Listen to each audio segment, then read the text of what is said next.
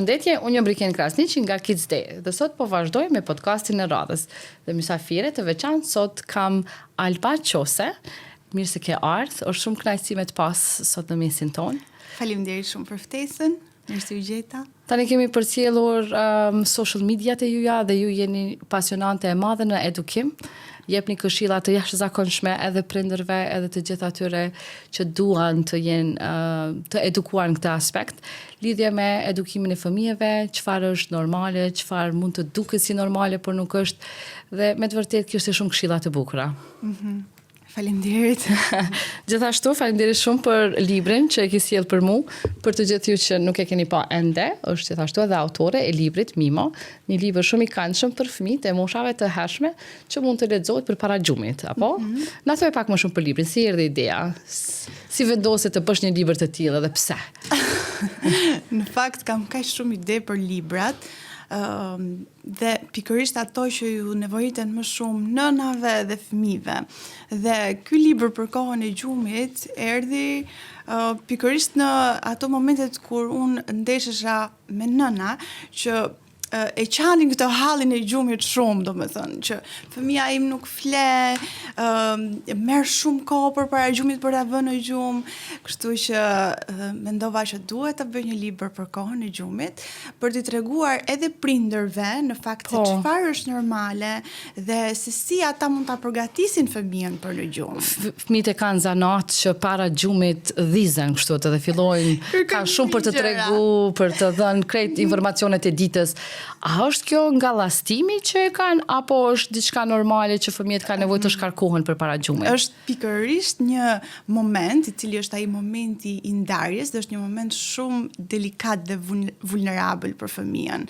Pra, ky momenti i ndarjes ka një kulm ku fëmia ndjen një ankth. Dhe është pikërisht kjo që unë kam shpjeguar edhe me anë të personazhit kryesor, por edhe në fund një faqe për prindërit për të marrë më shumë informacion për këtë kohë. Dhe personazhi këtë gjë bën, fiks ndizet. Tregon gjatë gjithë kohës, tregon që ai nuk do të flejë sepse do akoma të vazhdoj lojën, të hidhe, të lodroj. Prandaj kam menduar edhe personazhin majmunin, sepse ndonjëherë i themi fëmijë, po pse bën kështu si majmun përpara gjumit? Është shumë e zakonshme, majmun i vogël.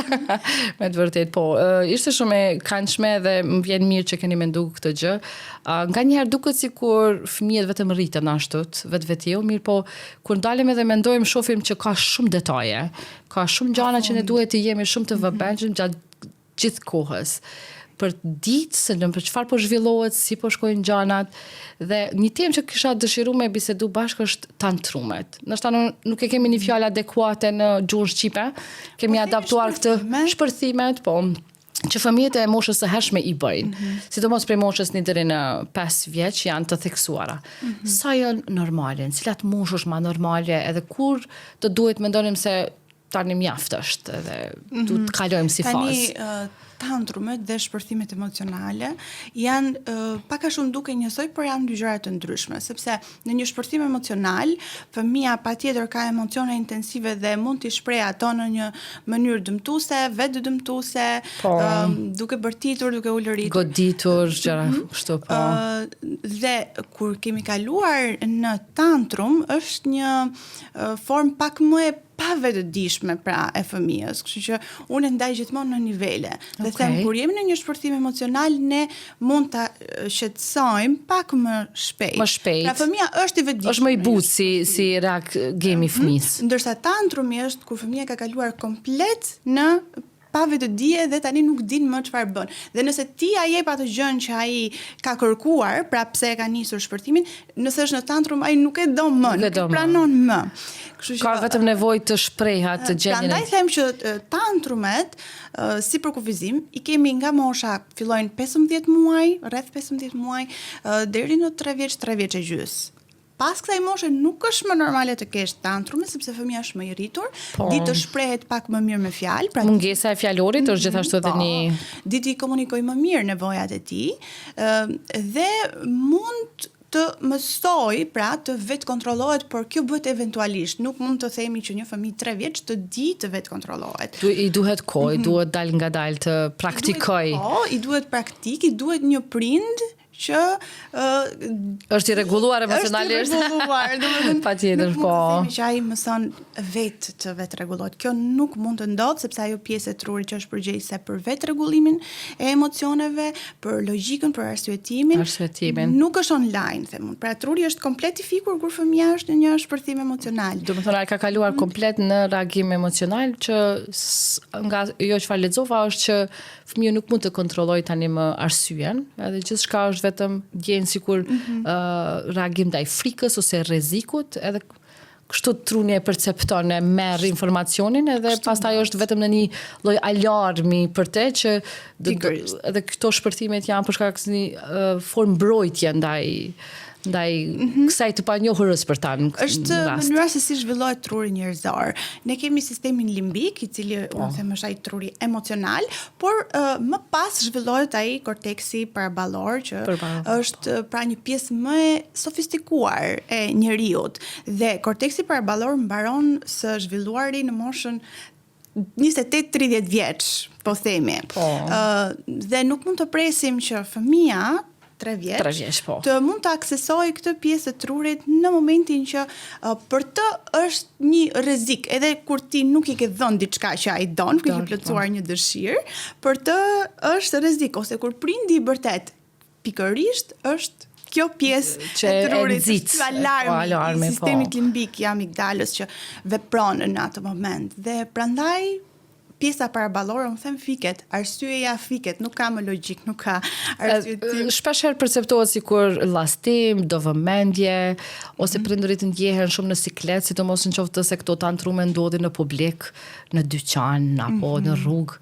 E pastaj për një të rritur, qoftë prindja apo një antar tjetër i familjes, si do duhet të reagonin në këto momente? Kur fëmijën e shohin këtë. Kisha pas qef e nda me publikun faktin që nuk është lastim, por është një nevojë që të duhet kuptohej prej. Tantrumi është një çrregullim i sistemit nervor, pra fëmia nuk mund të vetë kontrollohet. Dhe kur flasim për disiplinën, pastaj patjetër ne kemi fëmijë të llastuar, por nuk janë fëmijë të llastuar për shkak se kanë emocione të mëdha, por janë fëmijë të llastuar sepse kemi pasur një prindërim tolerant, neglizhent, pa kufi. Ku është kufiri këtu tani? Ku ta dim që nuk po gabojmë? Dhe ai prindërimi i përgjegjshëm, pra që ne kemi edhe autoritetin, por edhe shikojmë anën e brendshme të fëmijës, pra kemi empati. Kjo është pika ku duhet të bashkohet. Kjo është ai prindërimi i përgjegjshëm dhe i mirë që të gjithë duam, ose që ne themi prindërimi pozitiv. Nuk do të thotë jemi gjithkohës pozitiv dhe t'i plotësojmë çdo dëshirë. Mos disiplinojmë fare. Se dëshirat janë pafundme. Edhe disiplina e shëndetshme është disiplinë e mirë dhe por ne duhet të menaxhojmë dëshirat dhe të plotësojmë nevojat. Dhe një nevojë e fëmijës është të shprehë emocionet. Dhe ku më mirë se tek prindi mund të shprehë çdo lloj emocioni. Vendi më i sigurt. Do duhet të ishte patjetër. Vendi më i sigurt. Kështu që nëse e flasim për disiplinën, duhet të bëjmë një ripërkufizim, sepse disiplina nuk është frikë, nuk është bindje, apo bindje nga frika, siç është menduar më përpara nga teoritë behavioriste. Por disiplina është mësim me dashuri dhe patjetër kufi, siç e thash, duhet të menaxhojmë dëshirat dhe të plotësojmë nevojat. Dhe në qoftë se prindi nuk ka mbajtur gjithmonë të njëjtën linjë, nuk ka qenë konsistent, nuk ka ditur të vendos rregullat pikërisht sepse i friksohet emocioneve të fëmijës për çfarë do pasojë, atëherë çfarë ndodh? Fëmia është i pasigurt, është pa kufi. Disa rregulla ndonjëherë janë rregulla, ndonjëherë nuk janë. Ndonjëherë vihen në praktik, ndonjëherë jo. Pra, nëse fëmia shkon në market edhe qan sepse do një lotër dhe ti lë që të qaj edhe i përpiqesh ti mbushësh mendjen duke ja shpjeguar, duke i treguar. Në ato momente më duket se duhet përfundoj shpërthimi së pari, pastaj vjen arsyeja. Pikërisht dhe fëmia çfarë do bëj, e ka mësuar këtë lloj modeli sjellje që nëse unë qaj, mami do dorëzohet dhe do ma jap dhe ti ja ke thënë. Ripërdor si sistem pastaj. Nuk është manipulim, kështu e ke mësuar. Dhe çfarë do ndodh më pas, ai do qaj akoma më shumë, ti do ja marrësh. në fakt e di që kur ndodhemi në publik, aktivizohet turpi social, gjykimi, edhe aq më shumë tek ne shqiptarët, këndej kufirit apo dhe andej e kemi të theksuar. Sytë të njerëzve dhe duket sikur ti ja i prindi i keq që nuk po i merr një gjë fëmijës. Por prioriteti nuk duhet jetë njerëzit, duhet jetë fëmia. Në atë moment prioritet është vetëm të ndihmoj fëmijën të kalojë nga kjo gjendje. Dhe në qoftë se ne nuk kemi mundësi ta marrim edhe ti tregojmë patjetër kufirin që nuk do të mund të ta marrë këtë gjë sot. Kisha një pyetje që më la shumë përshtypje prej një edukatore. Kur një fëmijë brenda klasës ka një tantrum ose një shpërthim emocional, si duhet veprojë një edukatore? Duhet të merret me atë fëmijë brenda klasës në prezencën e fëmijëve të tjerë dhe do duhet të ishte ndoshta edhe një moment këshillimi, disiplinimi edhe ndaj atyre që janë aty, që kanë qëlluar në klasë, apo duhet të nxirret fëmia jashtë klasës dhe të trajtohet individualisht? Cila do të kishte me qenë forma më e mirë në këtë aspekt? Unë them edhe kur jemi në shtëpi që kemi fëmijë të tjerë, pastaj fëmia mund të jetë ai temperament që nuk i pëlqen të shortohet apo të gjykohet edhe në sy të tjerëve, dhe kjo dihet, sepse edhe ne nuk të na pëlqente të ndodhte kjo gjë me ne. Por ideja është që ne nuk mund të veprojmë me fëmijën duke pasur parasysh çfarë do mendojnë të tjerët apo t'i japim një mësim të tjerëve. Por në fakt as t'i japim një mësim fëmijës. Unë e them gjithmonë që në momentin që fëmia ka një shpërthim emocional, nevoja është të nxjerrë gjithë emocionet jashtë, dhe jo t'i mbaj brenda dhe jo t'i shtyp dhe jo të ndaloj sepse ti je parahat me emocionin e tij. Ose pse është në prezencën e klasës apo në një ambient të pa. Kjo unë do të thoja që nuk ka shumë rëndësi, por në qoftë se fëmia ndodhet në një gjendje ku nuk mund të shqetësohet, ku po dëmton të tjerët ose po dëmton veten, për të ruajtur sigurinë e tij, ne mund ta nxjerrim patjetër në një ambient pak më të qetë, sepse dhe ndryshimi i ambientit do ta rregullojë pak sistemin e tij nervor. Por jo për t'i dhënë një mësim apo për të gjykuar në atë moment, për ta kritikuar, për t'i bërë moral, sepse nuk është qëllimi ky. Ai do të mësoj eventualisht për shkak të rregullave dhe kufive që ne kemi vendosur. Për shembull, ne nuk godasim, nuk mund të godasim. Nëse ti vazhdon dhe godet, unë do duhet që të rikthej me ty. Pra jo time out, do dalësh atje për jashtë do rish ajo karikja ose ajo karikja veç. Denuse. Absolutisht jo, sepse ndërshkimi nuk i mëson asnjë gjë.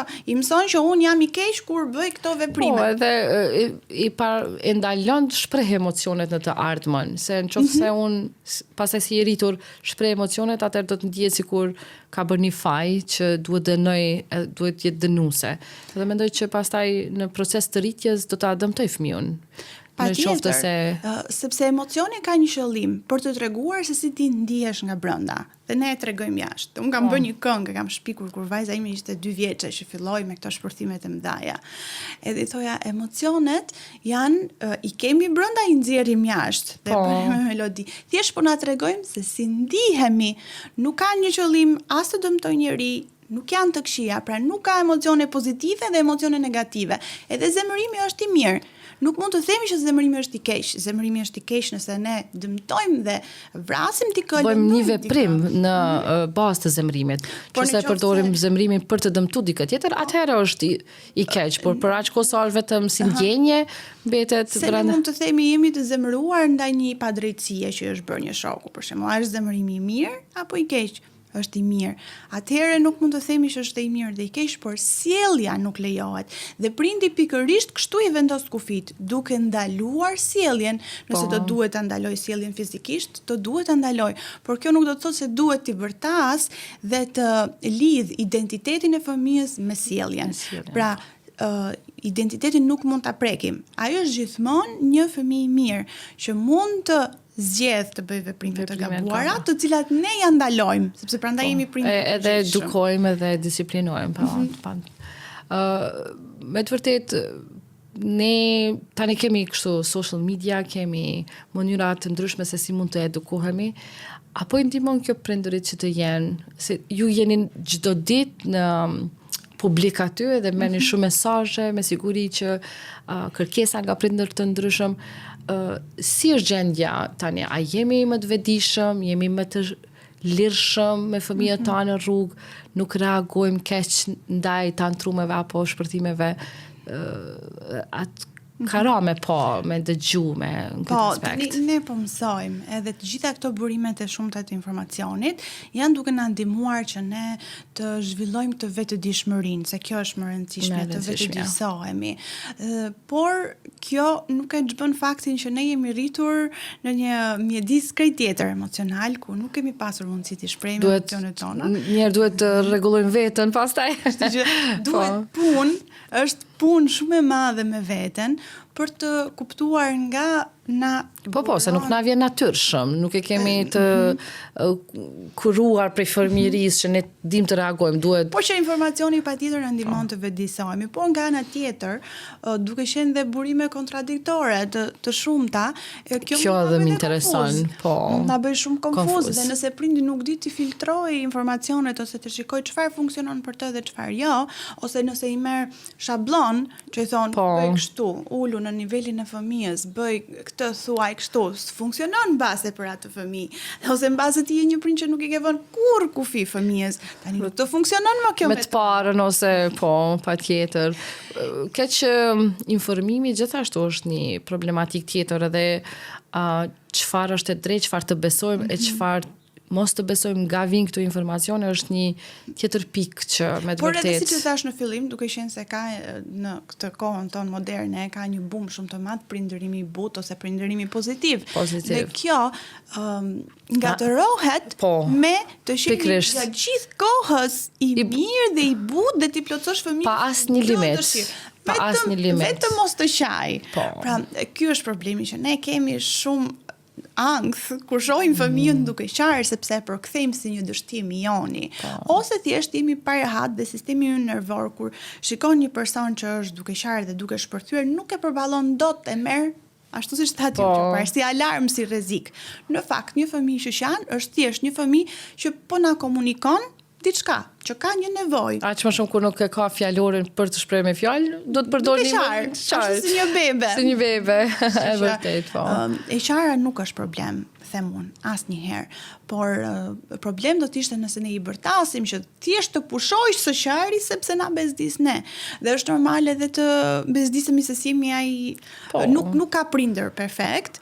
Edhe është normale që dhe prindrit të kuptojnë që kjo ndjenja e fajit që ndjejnë, të gjithë prindrit e kanë në fund të ditës një ndjenjë faj, pavarësisht se kanë bërë 24 orë. Krejt mundin edhe kujdesin edhe krejt prap ndjen. Ndjen në faj që nuk kanë bërë siç duhet me fëmijën, në faj pse i bërtita, dhe kjo gjëja duhet të adresuar, edhe unë e them gjithmonë, që thjesht riparimi duke i thënë fëmijës më fal, pa u ndjerë që po humbet autoritetin. Egoja apo autoriteti tani cila? Duhet i themi më fal. Është krejt normale, edhe nëse kemi bërtitur në një sekond të caktuar të ditës, kur jemi mbi ngarkuar, do i tregojmë fëmijës që dhe unë jam human dhe kam emocione dhe ti nuk e pse je perfekt, se ja dhe unë nuk jam perfekte. Kështu që edhe ti themi më fal, është një nga gjërat më të mira, do thoya strategjia më e mirë e prindërimit do të ishte të kërkonim falje, pra të riparonim me fëmijën, pa bër në faj fëmijën, unë e bëra këtë se ti bëre këtë gjë. Por dola nga kontrolli, herën tjetër do veprej kështu. Më vjen keq të tremba, të friksova. Nuk ishte ideja aty, desha të komunikoj edhe unë diçka. Po, kur vjen puna tek informimi ose lexova që të shpërqendrojmë fëmijët është një mënyrë e mirë të i largojmë nga ky shpërthimi emocional. Sa është e vërtet kjo?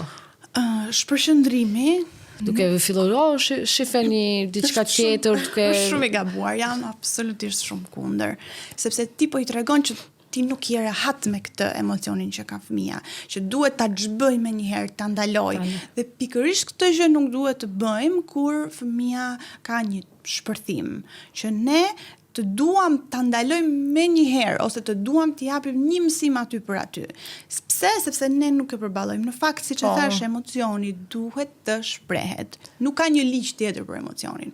Është thjesht një emocion, një val e cila kalon nga brenda jashtë dhe në qoftë se lejohet të shprehet në një vend të sigurt, në mënyrën e duhur, siç e thash për një ta ndalojnë nëse përbën veprime dëmtuese ose vetë dëmtuese, por nëse fillojmë, ja shiko këtu zogu, erdhi babi, shikoj. Ajo Atëherë ti po I thua që kjo gjë s'është okay me ty, ti nuk je normal. Merr mesazh të gabuar si fëmijë. Po, ta ridrejtojmë, është okay, nëse je tashmë e lodhur duke bërë të njëjtin veprim me fëmijën për shembull. Që përsërit. Edhe ti thua, okay, do duhet të largohemi nga ky vendi edhe të kalojmë në diku tjetër. Dhe kjo ndryshon gjendjen e fëmijës, por jo për ta shpërqendruar, për ridrejtimin dhe përqendrimi dallojnë shumë nga njëra tjetra. Besoj që është në interesin e të gjithë atyre që na dëgjojnë e na shohin të dinë tamam këtë dallim që mos të bëjmë gabime të tilla, në kuptimin që unë shumë besoj që një fëmijë stabil emocional është pastaj edhe një I rritur, I përgjegjshëm edhe stabil në të ardhmen që I duhet gjithë secilës shoqëri.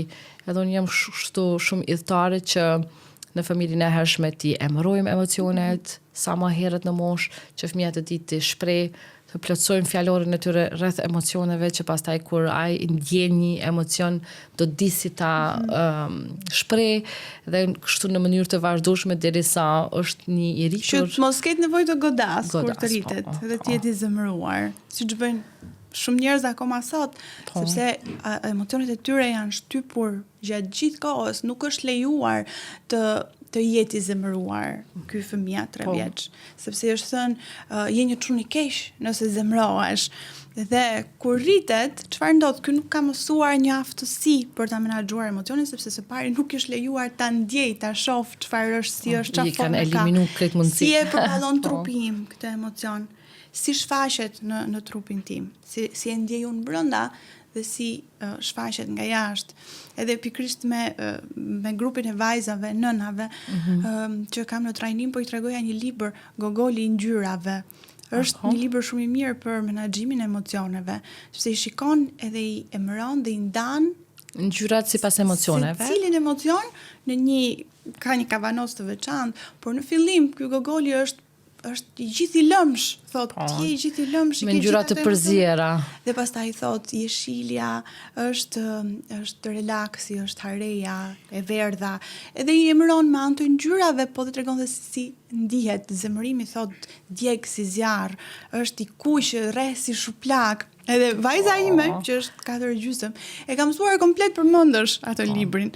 Dhe kur është zemëruar I them si ishe kështu, e kuqe, ndjeshe, sikur kishe diçka në stomak, edhe doje të godisje, doje të përplasje gjëra, po mami s'të lejoj, sepse ne nuk I prishim gjërat, se zakonisht merr gjërat e motrës për të përplasur. Patjetër të dikujt tjetër do I marrim. Edhe më plotsoj djeg si zjarr, rreth si shuplak, se e kam librit, po. Kështu që është shumë e rëndësishme të Ne bëjmë gjithashtu edhe një kështu aktivitet me fëmijët në parashkollor, ku vendosëm trupin vizatuar, kështu si gingerbread, dhe I dham ngjyrat, edhe tham, okay, të identifikojmë kur ndihesh I lumtur, çfarë ngjyre të pëlqen, dhe zgjodhi të kuqen. Kur ndihesh I zemëruar, mori ngjyrën kaft të mbyllt. Pastaj identifikoj dhe tham, okay, tash do të ngjyrosësh ku e ndjen zemrimin. Edhe ishte shumë interesant se asnjë nga fëmijët nuk ngjyrosi në të njëjtin vend për emocionet e njëjta.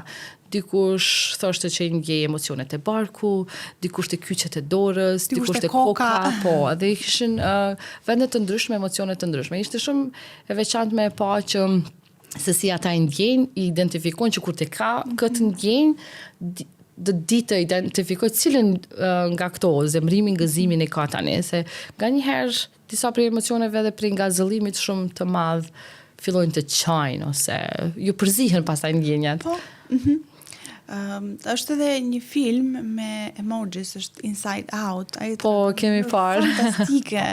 Mënyrën se si punojnë emocionet brenda, çfarë qëllimi kanë.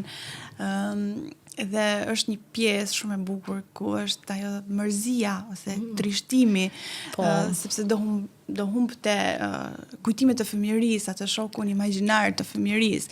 Edhe është ajo gëzimi, po. Që don vetëm ta shpërshëndroj që aty, edhe të thotë jo, mos e bëj akoma më keq, ti do ulesh aty duke do të qash, po. Ajo vetëm do ta kaloj, edhe në fakt ishte pikërisht ajo që ishte e nevojshme për vajzën, për fëmijën në atë momenti, që ta ndjente plotësisht trishtimin, dhe pikërisht aty pastaj u kujtua për gjetur rrugën që donte Joy. Rrugdaljen. Është ky prindi që kërkon gjithkohës ta kemi fëmijën vetëm të lumtur, është e pamundur që të mos ndjej këto emocionet e tjera. Si të mund të përmbahemi ne si prindër? Ne duam një fëmijë të lumtur. E duam, por është e pamundur dhe nuk ekziston që të jemi gjithmonë të lumtur, as ne. Kështu që, siç e thash, emocionet kanë një qëllim brenda nesh dhe do duhet i përballojmë të gjitha, do duhet të dimë se si të qëndrojmë me të gjitha këto emocionet, të jemi prezent. Kjo është të jemi prezent, ta pranojmë fëmijën ashtu siç është, me ato emocione, siç po i ndjen.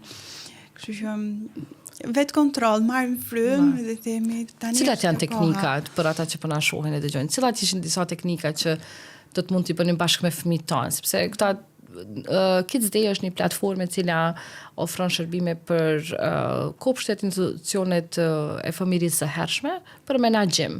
Dhe ne jemi të fokusuar në këtë pjesën e moshës së hershme, 0 deri në 6 vjet. Për këtë grup moshë, do të japim prindërve, edukatorëve, familjarëve, cilat do të ishin disa teknika që praktike, kam parë shumë që ke edhe për ata që dëshirojnë mund të shohin, të përcjellin, edhe besoj që ti vazhdimisht i plotëson me shumë ide të reja, po për neve sot që Po, tani nëse nuk kemi një të rritur të qetë përpara, nga dhe i cili fëmia të huazoj sistemin nervor të qetë, nuk do të mund të funksionoj. Por me anë të lojrave, me anë të prekjes, sidomos, që nëse është një fëmijë për shembull që ka nevojë të preki, ka nevojë për input proprioceptiv, do preki ndoshta një kuti me oriz, ndoshta dëshiron të shtyp një shishe ose të shtyp një karton, secili nga fëmijët mund të ketë një sirtar me emrin e vet, me gjërat e veta që i ka për të shkuar atje pikërisht kur ndjehet i zemëruar, dhe ndoshta që të mos shkoj të shtyj një shok, por të vi të shtyp një shishe. Ose një lodër me çekiç që është për ato më të vegjëlit, që të nxjerr aty, sepse është ky inputi proprioceptiv që ka nevojë fëmia të aktivizojë të gjithë trupin, gjithë muskujt. Lojrat me lëvizje, vrap, pompa në mur, pompa në tokë, hedhje lart poshtë, kërcim, të gjitha këto ndihmojnë që të nxjerrim energjinë jashtë. Pa dëmtuar të tjerët, fëmijët janë pak më të qetë, temperament pak më të më të qetë, ndoshta duan të marrin frymë, të bëjnë frymarrje, mund të bëjmë një frymarrje në formë zemre, në formë ylli, në formë mali, mund të mbajmë dorën kështu dhe ta bëjmë në këtë mënyrë, marr frymë, e nxjerr. Por ideja është që ai do imitoj gjendjen tonë.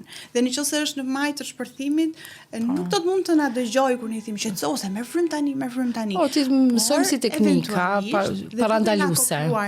Edhe nëse është i frustruar me një lodër që nuk po e bën ose po i shembet ajo kulla, ne i shkojmë pranë dhe marrim frymë për të modeluar se çfarë mund të bëj, dhe pa i thënë ndoshta fare që bëj kështu si unë, ai do ta bëj. Do të ndikohet. Shumë faleminderit për kohën tënde, faleminderit që ishe bashkë me neve sot, u kënaqa, dhe besoj që edhe të gjithë ata që po na ndjekin kanë marrë shumë informacion, është kënaqësi. Faleminderit shumë. Faleminderit juve për kohën edhe për vlerësimin, kënaqësi të bëj biseda të tilla gjithmonë. Faleminderit.